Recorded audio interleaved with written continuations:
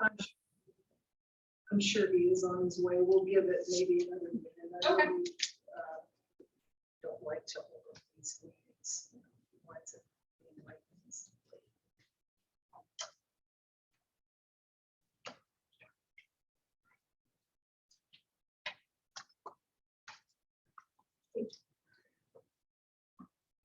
Hello.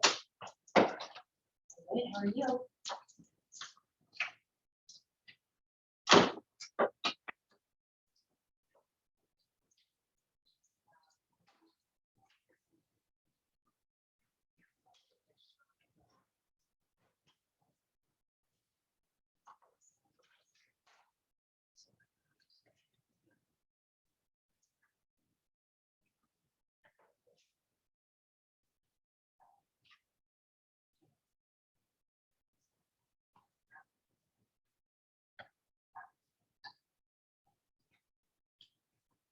All right, thank you. Bye.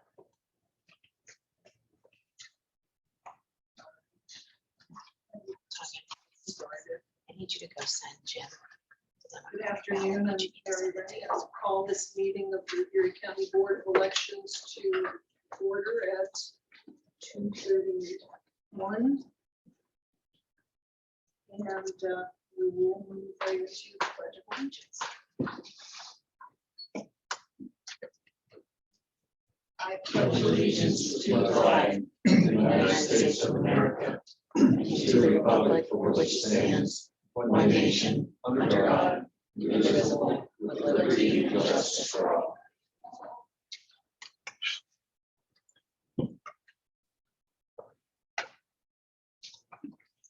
Ms. Slonsky, if you would do roll call. Mr. Bale? Here. Mr. Shank? Here. Mrs. Showerman? Here. Mr. Scatella? Here. Mr. Winarski? Here. All right, and Chairman Rennie? Here. Thank you. All right, the next item on the agenda is the hearing of the public. I don't see that there is anyone signed up to speak to 5 minutes. But if anyone would like to speak, I would like to invite you. You would have 3 minutes. Yes, if you would please state your name and this town. My name is Tom Eddy, and I live in Fairview, I'm in Erie County. I'm also, just to give you a little background, I'm a member of the Erie County Republican. And I'm also a state committee member for GOP. The reason I'm here is just to talk about their ballot drop boxes. I got a hold of that in here. Sorry? My hearing aids. Okay, but I guess I would start with just a question for you to ponder, not to answer, just to ponder. And it should ballot drop boxes be any less safe in maintaining the integrity of the vote as compared to the person? Here at the courthouse, within Erie County, we have 2 drop boxes. And one obviously is outside, the block is on the left-hand side, foyer there. And the other one is located in the student election office. And I can state that because Tanya Fernandez, who works in the election office, sent this little email saying that Erie County has 2 drop boxes, one located outside of our office, and the other is outside the front doors of the courthouse. And then she further states the courthouse has many cameras inside, outside, operating 24/7. So I was going to show you a short video, about 20-minute video, bring my phone. But the video, if I can explain it, is a video of a drop box in another part of the state. I'm not saying half of here, it's in another part of the state, in which it's a polling place. And it's a security camera, okay, showing this, and you see about 20 people lined up to vote in person. And then there's a drop box sitting against the wall over here, and as one woman walks up to the drop box and deposits approximately, you can count 20 ballots in that drop box and walks away. The problem with that is she deposited 20 illegal ballots, or we can say 19. She's only allowed to act 77, deposit 1. That's hers. So she voter harvested. And so those extra 19 ballots were illegal. They're not allowed to be counted. The problem with just having a security camera is the fact that Once that crime is committed, okay, we can maybe track that person down. But those votes that have already been placed in that box are there. You can't separate them and say, these are the ones that she put in there, so therefore these are the illegal ones. So they're going to get counted. So if she's put in 19 illegal ballots, there are 19 other people within the county or the state that their votes have been nullified. And that's not how I think we want to run our country and our voting processes. So I have several suggestions, and that's all that we would consider with regard to maintaining these 2 drop boxes. One is the drop boxes outside. I would say you could move that inside into the foyer area. Not, so you don't have to go through security. It could be right there just inside the door. So if someone comes in, they can open the door, walk over, put their ballot in, which is what they're allowed to do. Your time is up, I'm sorry, Oh, 3 sorry. minutes. Okay. But I would invite you to go ahead and email your suggestions to me at the Okay. county mailing address. So I'm going to mention one more suggestion, that you have a person in front of that ballot box, make sure they only put 1 ballot in. And that you should have a law that people sign. When I vote in person, I have to sign a law, and that shows that I voted. And it also shows how many votes were cast. If you have a log for the drop box, when that drop box is taken, Thank you you. can count. Thank you for your input. I appreciate it. Thank you very much. Is there anyone else who would like to speak today? And plan to speak today, but if you would, Jim Wertz, City of Erie. I'm the chairman of the Erie County Democratic Party, and I feel that I need to respond to the fact that there have been no instances of voter fraud by mail in the Commonwealth of Pennsylvania or anywhere else that we know. Folks are permitted to deliver the ballots of others by completing a form so that they are carrying on behalf of the voter their ballot to the Erie County Courthouse for delivery in whatever means they see fit. The drop box has allowed voters in Erie County and across the Commonwealth to submit their ballot at times that are convenient for them and in ways that have been deemed secure by this body in the establishment of the drop box in front of the Erie County Courthouse under a security camera that I believe, if I recall correctly, Councilman Schenck actually advised on the security of that drop box and the implementation of its use. The only documented cases of voter fraud we have in Erie County were registered Republicans who tried to go into their polling places multiple times to vote on behalf of family members. So I think before we consider restricting access to the ballot, either by way of removing or making more difficult the access to the drop box, we should consider the realities of voter security in Pennsylvania as we have known them for the past many decades. Thank you. Is there anyone else who would like to speak?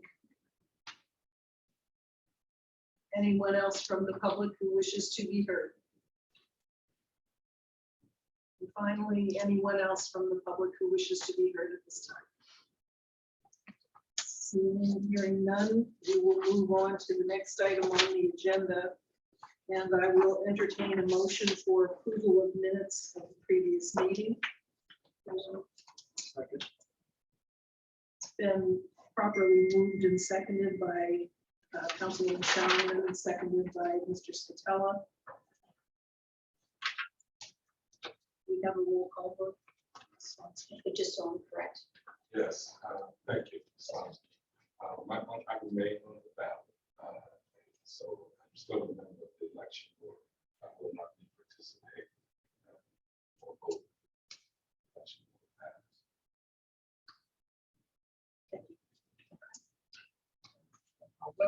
Mr. Shank, Yes. Mrs. Showerman. Yeah. Mr. Scatella, Yes. Mr. Winarski, Yes. and then we have Mr. Bale Yes. and Chairwoman Rennie. Yes. Thank you. Next item on the agenda, number 6, is the presentation of election night reporting from Ms. Fernandez and Mr. Concept. Yes. Hi. So at our last meeting, we spoke briefly about election night reporting and our presentation of the results. And I contacted our IT department because I was a little concerned about security and having a third-party vendor and all of that. And Sebastian has some other options for us that he can create himself. So I'll give the floor to Sebastian. How's it going? So first off, this PDF that you're seeing right now, this was actually what was on our website to begin with. Right now, I'm not sure how long it was there, but I was tasked with helping to make it a bit more visually pleasing. Move on to the next tab. So this is what we have so far. So I was able to throw some charts on there. We have graphical charts, we have textile charts. And looking through the website, people do grab those results from us. So I didn't want to wait for them to kind of copy and paste these numbers to their site or to their sources. So this gives them the ability to do that. These are for our voters and these are completely interactive, or to our public, I'm sorry. We did discuss dividing the Democrats and Republicans and giving them their own spots. Currently, there's just the one graphical chart for both and the text chart for both. But we have talked about it and currently working, and I'll show you. So this is pretty much where the website's pulling numbers from. This system gives us both abilities to manually edit and automatically copy and paste the results I would get from Tanya. These are the results that are currently on there, or the graphs. This is what I would put in place to kind of separate them.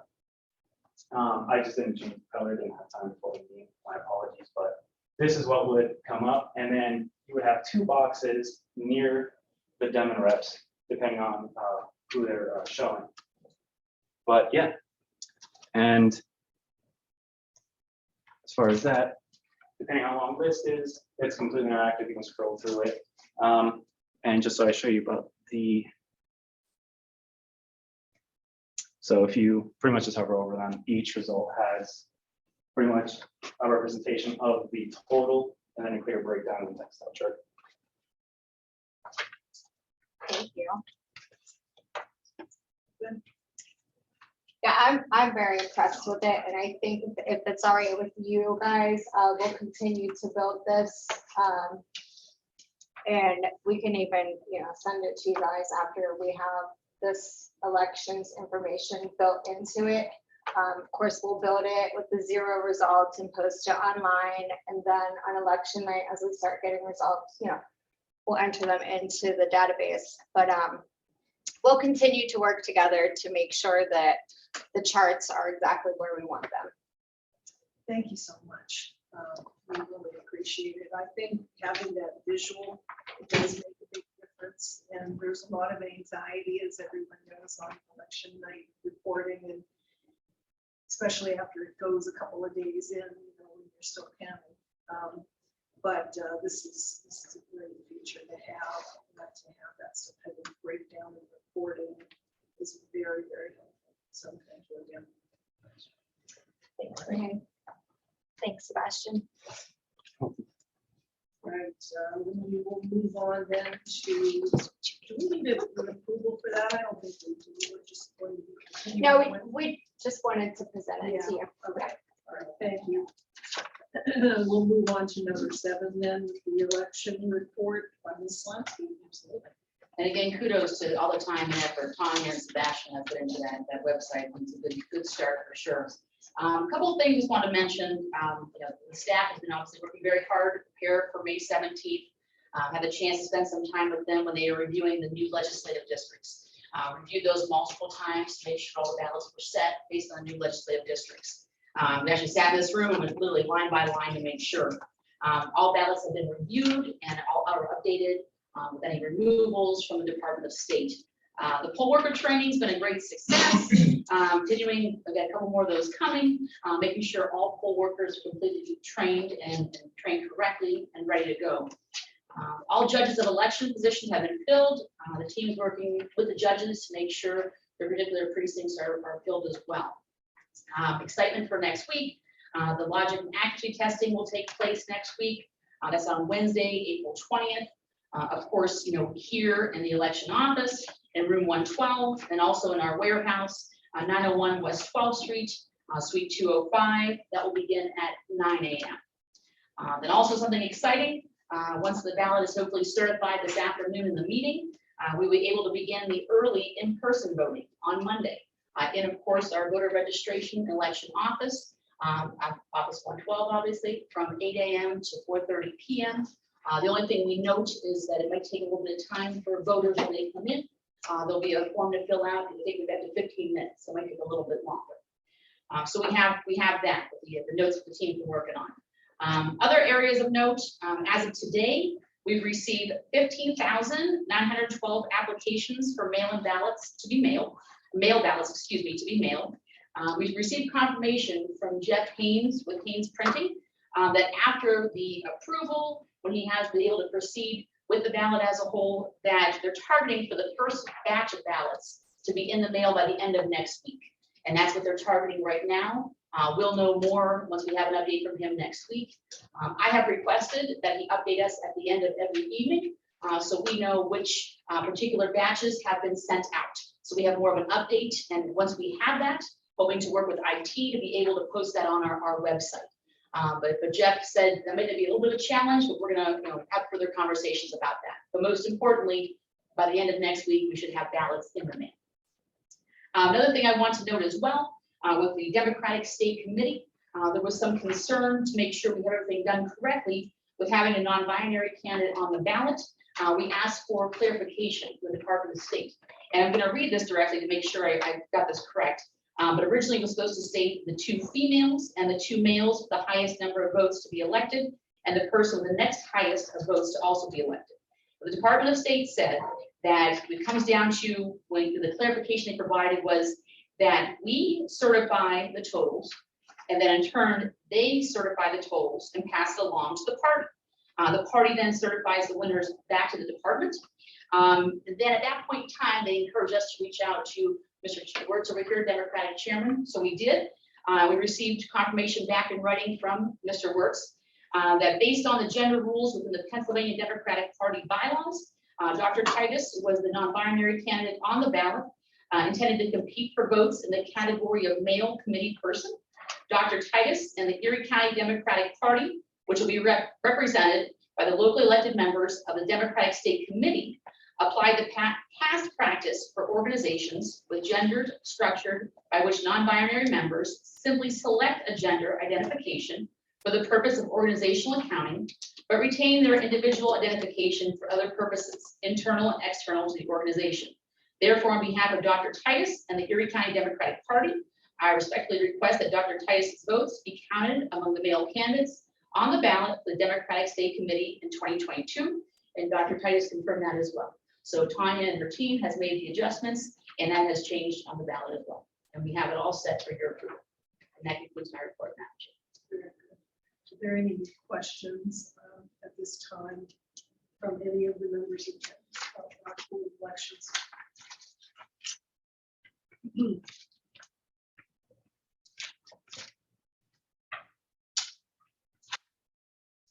Hearing and seeing none, I will entertain a motion for the relocation of Erie's 6th Ward 9th District. It's just the one, am I right? Yes. Okay, that's what I thought. Mhm. All right, I will entertain a motion for the change in location for the precinct. Thank you. It's been properly moved and seconded by Mr. Scatella and Ms. Showerman. Roll call vote. Mrs. Shalom? Yes.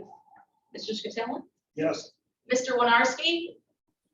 yes, And we have Mr. Bale, Yes. Mr. Shank, Yes. and Chairwoman Rennie. Yes. Thank you. And we will now move on to the certification of the 2022 Erie County primary election ballot. Before we do, are there any other questions from council, comments, concerns?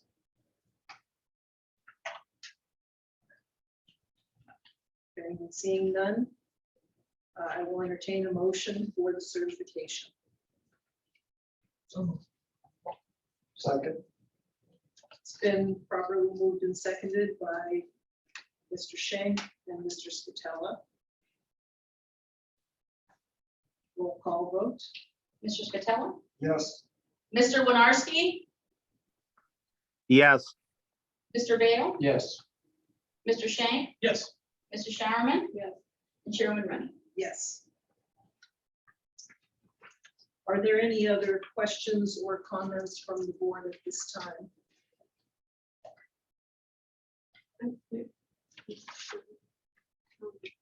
I would like to bring up, it goes along with what our other two public speakers talked about. When I was in Harrisburg for CCAP, they had a lengthy session on elections and drop boxes. And while drop boxes themselves are not illegal or not against the law, it is illegal for someone else to put someone else's vote in there unless they have signed proper paperwork. And there's no way of making sure that happens without having someone posted at the Dropbox 24/7. And I think that's something that we have to discuss at some point to ensure the legality and the integrity of our elections. Because you can't, without signing the proper paperwork, it is illegal for someone else to put a person's vote in that box. Thank you. Thank you for your comments. Anyone else who would like to be heard? Did I miss the public comments? Yes, was that Freda? Yeah. Yes, public comments were shortly after 2:30.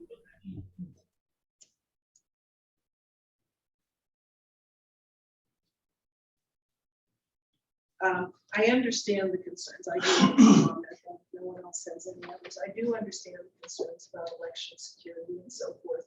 We work very hard to stay within the law here. When we had talked last year about even the location of drop boxes, this was one of the things that Doug and I had discussed and felt that the security was strongest here at the courthouse. And we were providing the service and we were proud of doing that. That being said, I think we always have to be vigilant and aware of election security, whether it's at polling places or whether it's at the ballot box outside of the precincts here at the courthouse. And we will certainly be discussing that. And I think this is probably a conversation that will be ongoing. I do feel very good about the job that is done here in Erie County, though, and I do want to go on the record as saying that the staff works incredibly hard at transparency, at accuracy, efficiency, and I think we bring a level of integrity that is second to none. And I will stand by that every time.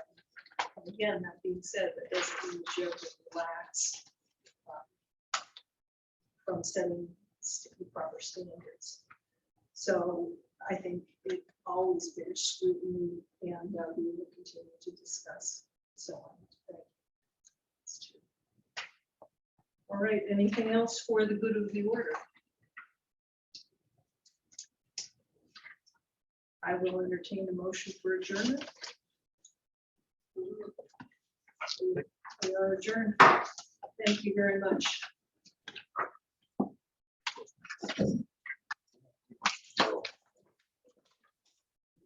Thanks for all your help. You did good. I'm all right. You did. I always get it.